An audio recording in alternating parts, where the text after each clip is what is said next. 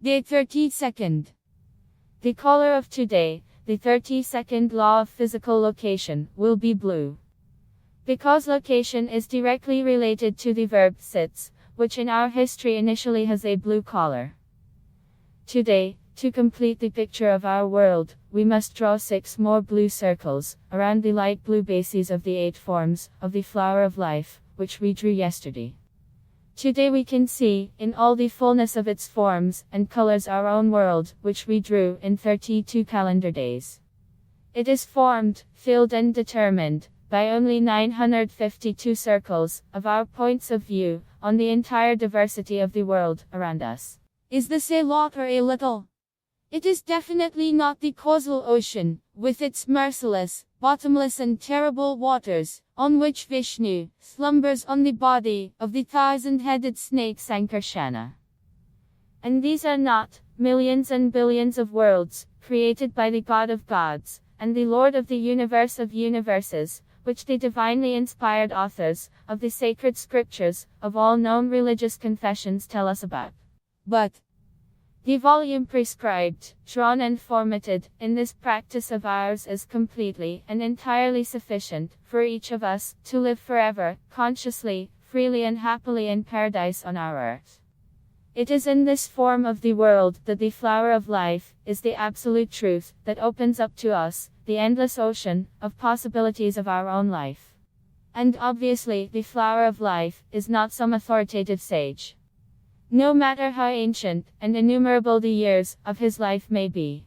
It is the flower of life, and not the supersoul, entertaining itself with transcendental games, that is the absolute truth for consciousness, which is looking for an answer to the question: how to create a normal life for your minds. Do you see that I never talk about the assertion of consciousness's own significance in the society of minds? Because it is the minds that have created, and always create, preserve and destroy their consciousness.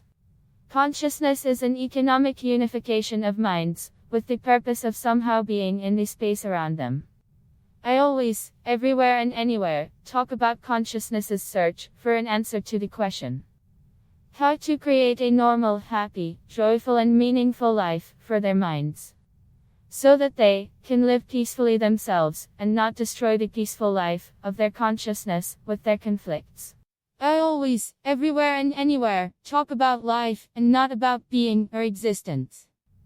Because, from my point of view, the concept of absolute truth lies precisely in the search for an answer to the question of consciousness, about the ways and possibilities of creating an excellent and impeccable quality of life for its minds by their own efforts. Truth can be formulated and broadcast in any language and in any format, because it is one and the same for all.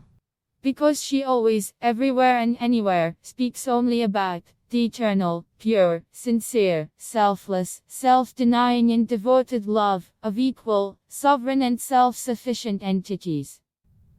Where someone begins to put his knee forward in a claim to his position above everyone, the history of his truth begins.